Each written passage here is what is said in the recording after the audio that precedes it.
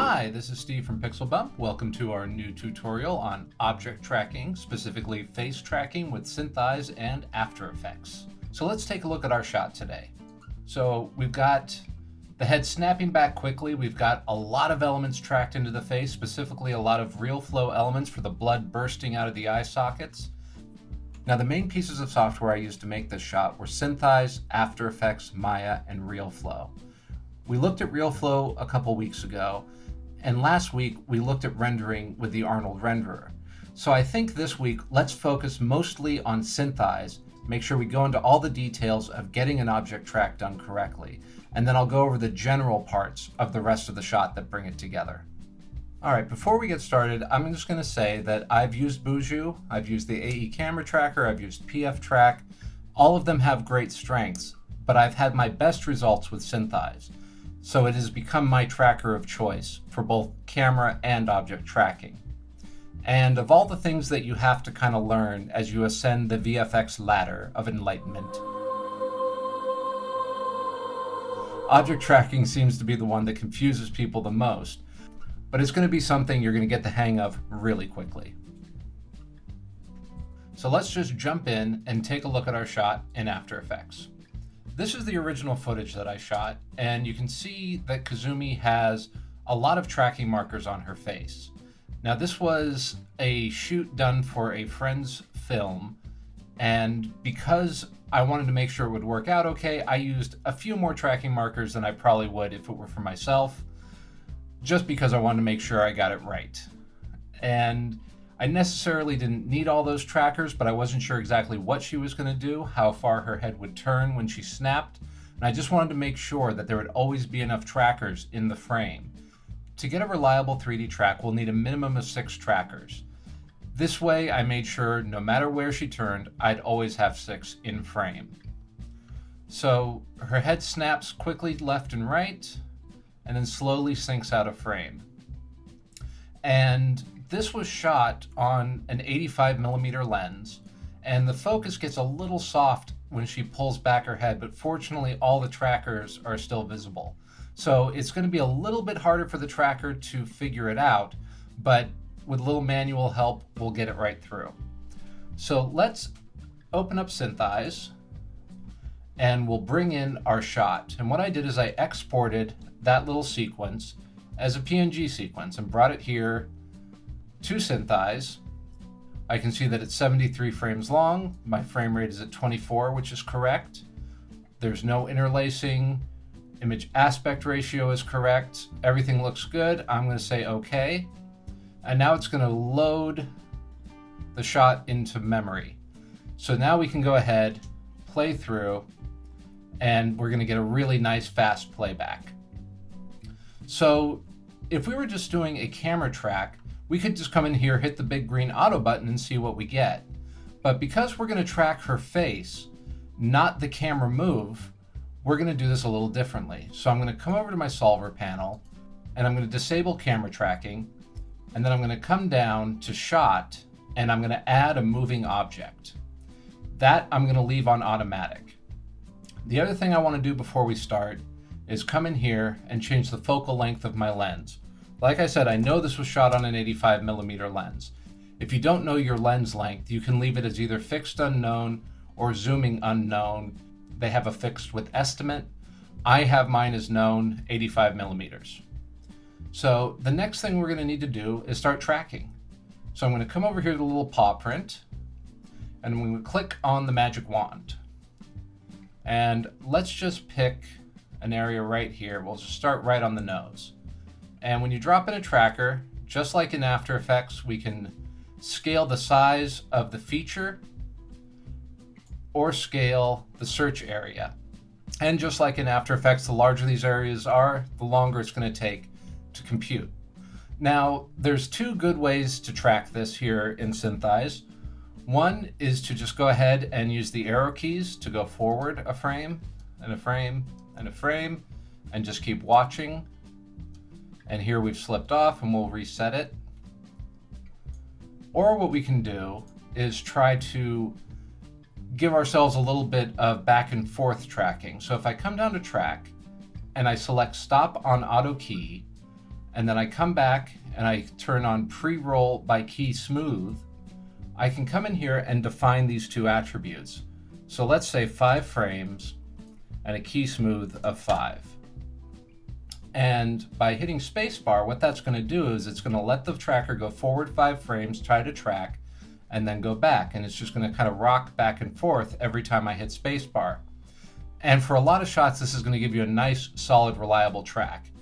There's a lot of fast movement. We have the blur. I'm not sure this is going to work, but let's find out. I'm going to go ahead and hit spacebar. And there it tracked my 5 frames. And it tried to go back and forward again here, but you can see our tracker got way off. And that's more or less what I expected to happen with how fast this is moving. So I'm going to go ahead and just manually fix this a little bit. And we'll just kind of frame by frame it back on. This is very similar to After Effects. One nice thing is they do have this little window over here for really nice fine control. And that's actually something I wish After Effects would adopt.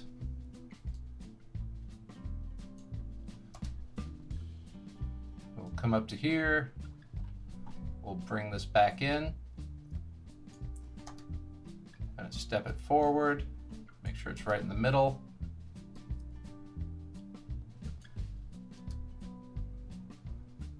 And as soon as her head stops with the big snap movements, I think I'll be able to try the back and forth roll again, but sometimes you just have to manually keyframe. It's looking a little better. Starting to hold a little closer to the feature. There we go. Let's go ahead and try rocking it back and forth now.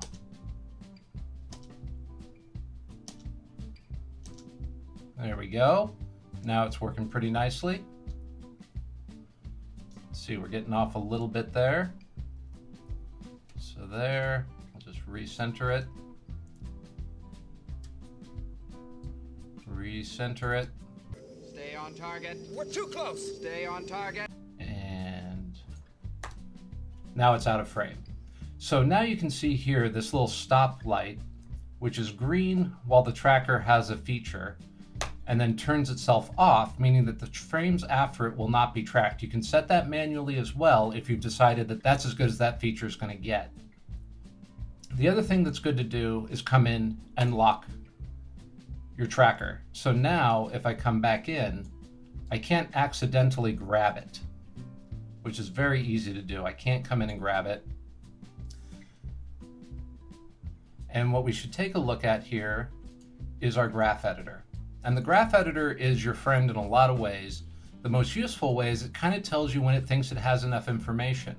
Right now it's fully red, meaning obviously one track is not going to give us enough information. But as we add more trackers to it, this will turn yellow, and then green, and then gray. And by the time we get to the gray, we're going to know we have plenty of trackers in this scene. All right, so instead of me showing you more of that exact same tracking going on, I'm just going to open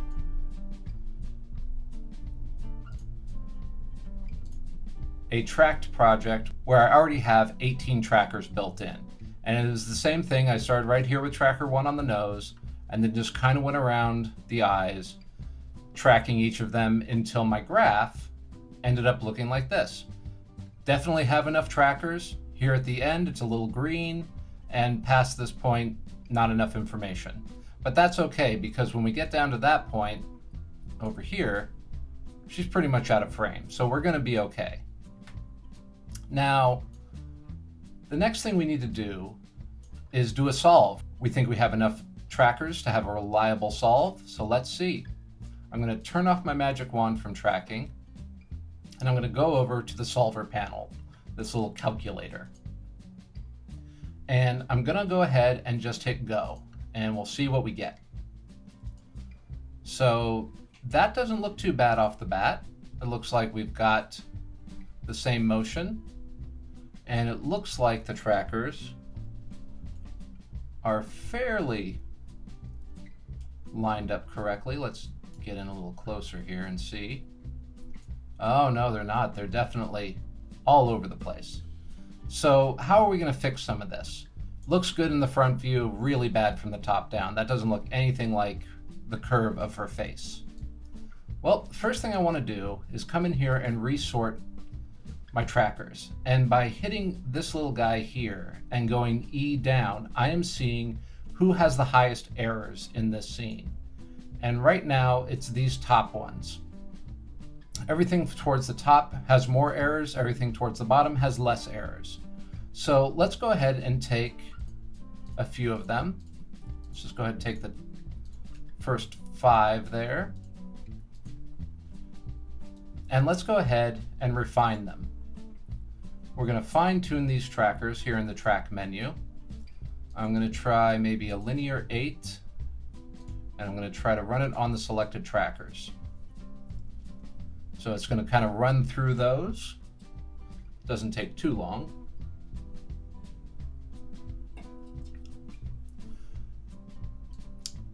And now we can try to refine this. So instead of running an automatic track, I'm going to come down to refine, and I'm going to go ahead and click slow but sure. And I'm going to hit go again. And very quickly, we have a new result. And it's looking a little better. Not perfect yet. Let's go ahead and do that fine tune on all of them. So we're going to switch that over to all auto trackers. Or sorry, we're going to keep that on selected trackers. Keep trying at linear 8. I'm going to hit run.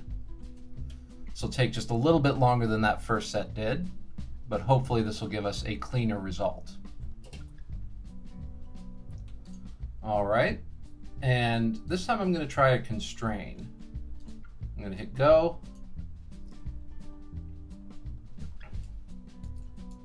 Still not there, still not really feeling it, and it looks like we lost some of that smooth motion.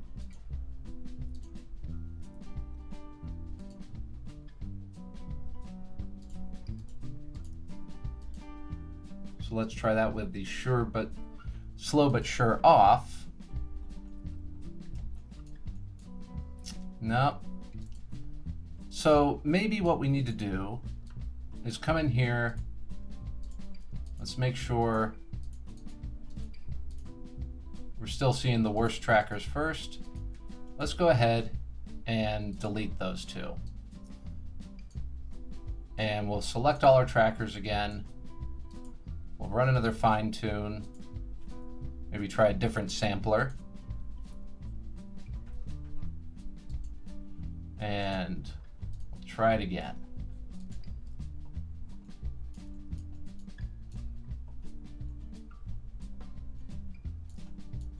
It's looking a little better.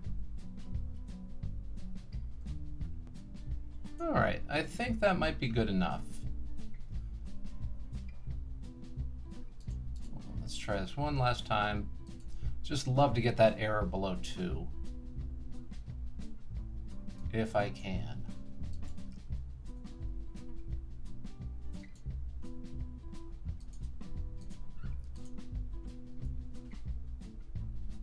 All right, I think this is as good as we're going to get.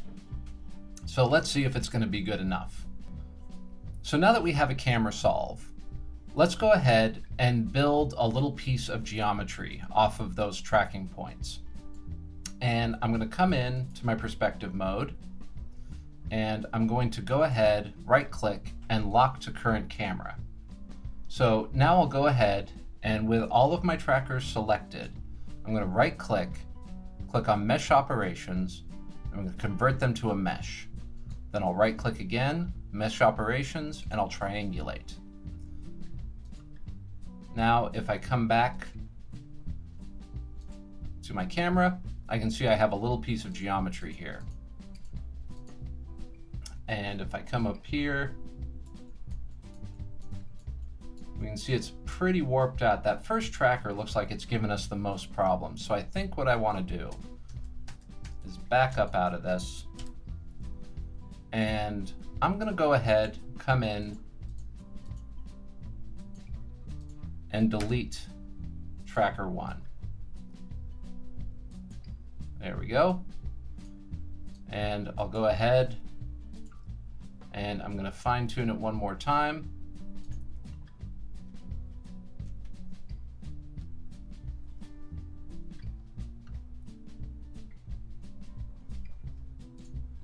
And I'm going to refine.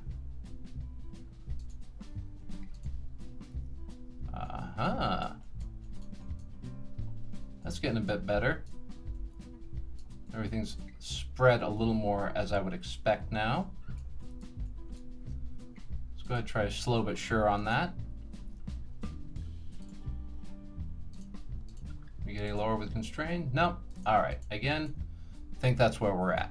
So we'll go ahead, come back to our perspective view. We will convert to mesh, and we'll triangulate, and then we can come back to our camera and we have our mesh again. All right, so let's go ahead and play through here. We'll scrub it. Looks pretty good. Looks like it's holding very nicely. So now we need to get this data out and into a 3D application for us to use. So I'm going to come up to File, I'm going to export, and they have a whole host of export options here in SynthEyes. If there's a 3D program that you use, they've probably got an export for it. So I'm going to go ahead and export mine to Maya as an ASCII scene, and I will go ahead, save that. And I'm going to go ahead and export one more time. And I'm going to go to Lightwave. And the reason I'm going to go to a Lightwave scene is because I want to get these trackers also into After Effects. And because I also use Cinema 4D, I know that the pipe from Cinema 4D into After Effects is a lot smoother than the Maya into After Effects. So I'm going to go ahead, open my Lightwave scene in Cinema, and then I can bring that right into After Effects through a Cinema 4D scene. Or if you're still using CS6, you can export an After Effects scene from Cinema and bring that back in as well.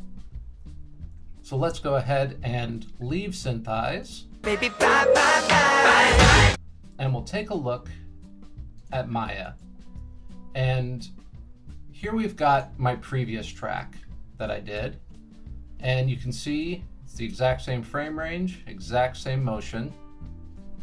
And we've got our little mesh here. If I click over to 6, you'll see it's just as ugly as the mesh that we had before, but that's okay, because what I want to use it for is placement, because I want to set up a geometry around her face, and this is just going to give me the placement I need and really nothing more. So to do that, I just built really quickly a little sphere half face, and if I show it here, and then let me hide the original track mesh, you can see that here they're lining up very nicely. And so now that I have that placement, I can just turn that guy off, and now we have a pretty crude piece of geometry, but it's holding to her face really well. The eyes hold, the nose holds, everything that I'm concerned about is holding really nicely to her face. And if I go ahead and bring up my Play Blast, we can see it holds perfectly. Now, if she had any facial expression changes, if her eyebrows went up or her mouth opened, this is where we could come in and animate it. We could just do it either through a facial rig or through vertex animation to add in any extra animation we need. Fortunately for this example, she held pretty still. I'm pretty confident this is going to be fine for everything else I need. But at this point, we can do anything. We can come in, add a texture to this geometry and transfer it to her face in compositing. We can now come in and add horns. We can add a Terminator robot eye. We can add a different nose. We can do anything we want because we have this face tracked in 3D space. Now, what I was asked to do was blow her eyes out. So let's take a look at how I got there. I took this geometry, triangulated it, and then passed it over to RealFlow. And then in RealFlow, I did a series of tests. And you'll see here, the first one was ridiculous. It was absolutely ridiculous. Not that this shot is subtle in any way, but it was fairly ridiculous. This one gets a little closer, and what you can see here starting is I started using wet maps. Because I had the geometry, because I had it UV textured, I was able to tell RealFlow anywhere the liquid hits, I want you to leave a trail, just like a liquid would in real life. And what that's going to do is give me the ability to export that wet map, bring it back into Maya, and render it out as its own element. So let's take a look at where it finally got to. This was the last test I did. I thought that looked really nice. And I rendered it back out in Maya with the Arnold renderer. And let's take a look at that element on its own. I'm just going to go ahead, turn this off, and I'll just go ahead and preview this out. And this is just that same RealFlow blood, the exact same thing I showed a few weeks ago. It was just parented to the mesh and then rendered out. And there we go. Little color correction just to match into the shot. And we've got a nice big ostentatious blood element of eyes bursting out of her head. Now we can go ahead, let's take a look at the wet maps that I generated. And you can see I had two different ones. And that was because during the course of simulating a few times, I liked the wet map, but I didn't like the blood. So I would keep the wet map and just keep generating new blood because I knew I could layer up a few wet maps together. So if I put the two together, we started to have not only blood dripping down from the eyes, but also peeling around from the sides of the face, which I thought looked really nice for it to wrap around. And if I go ahead and bring that back in, we can see that it just adds a lot of extra blood elements to the face. Next thing I needed was some empty eye sockets. And again, I just went in. Let me go ahead and turn off its alpha matte. I just took a skull, I painted it to be very gruesome, and then I rendered that out with that same tracking data. And then using a matte that I generated from the eye sockets, I was able to have these really nice holes that just look absolutely gory, tracking in perfectly to her face. All right, so now we've got our elements all in, but we have to deal with all of these dots on her face, because if we just play the shot like this, it's going to look a little silly. Now, the way you can deal with these dots, now there are different ways you can deal with these dots. You can create a clean plate, use the tracking data, and just mask out areas you don't like. But I didn't want to lose too much of the detail of her face. And I found a really nice little script that makes painting out all these dots a lot easier. And it was here on AE Scripts, and it's this script called Paint Out. And for $30, basically what it does is it takes your tracking data and it combines it with the cloning brush tool in After Effects. So if I come in and have all my tracking data, and here you can see these are all the trackers that I got. Some of them were exported from SynthEyes, other ones I finished tracking here in After Effects. And if I take one of these trackers, let's see which one we can deal with here. All right, so it's this tracker here for this part right next to the eyebrow.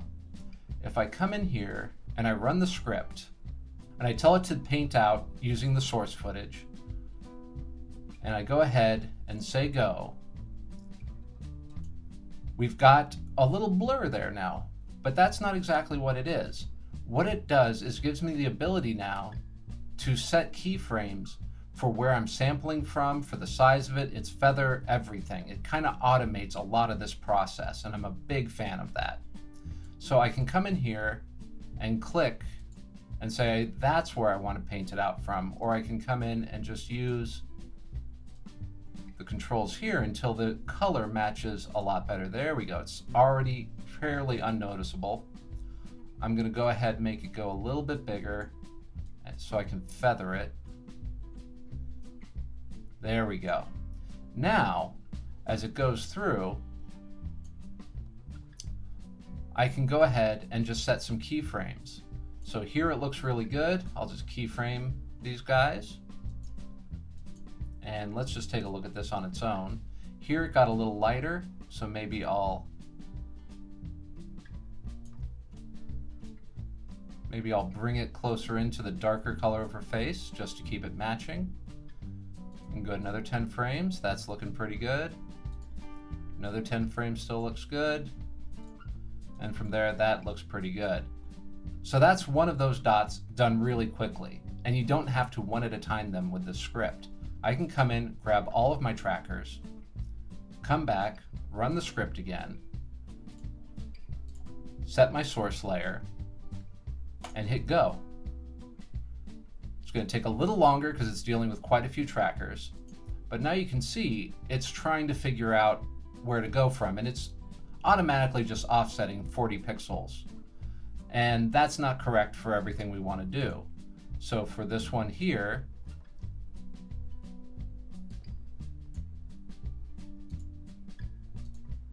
right above the eyebrow, so it's sampling from the eyebrow area itself. So what I think we want to do on that one is move it over. Move it down a little bit. Let's go ahead and bring up the size on it and bring up its feathering. And again, completely gone. And we just repeat that process for each one of these tracking dots until we end up with something that looks more like this. And this gives us a nice clean plate to work from. Now I did this a bit quickly, so here and there you're going to start to see it in the clean plate that it's not perfect. The longer you take with it, obviously the better it's going to look. But I also knew that the minute I had all this blood in, nobody was going to notice a little discoloration of the skin here or there.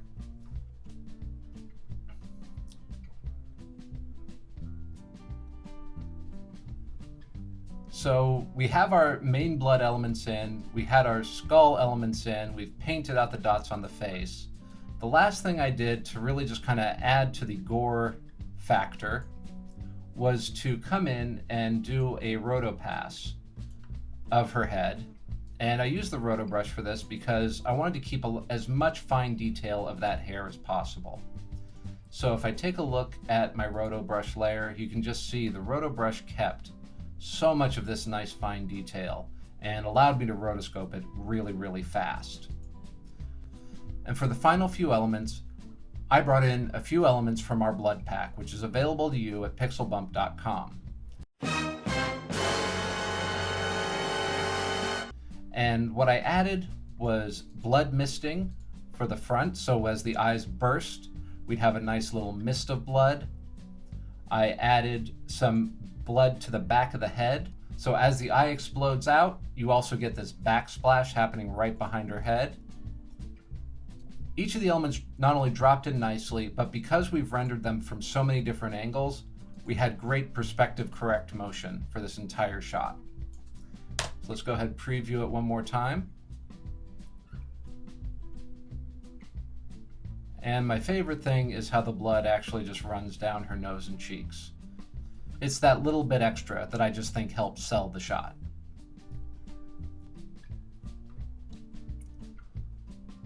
So the last thing I did for this shot was I pre-comped the whole thing and I added in a real camera shake. And again, this is our free script that's available at PixelBump.com.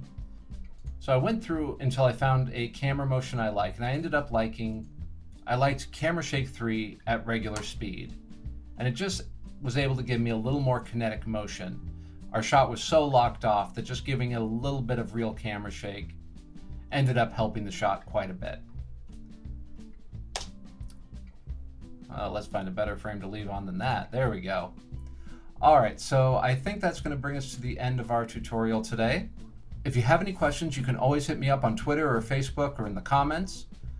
If you want to keep learning, we have more tutorials, interviews with artists, and free assets for you to use at pixelbump.com. Thank you so much for watching. Go and create.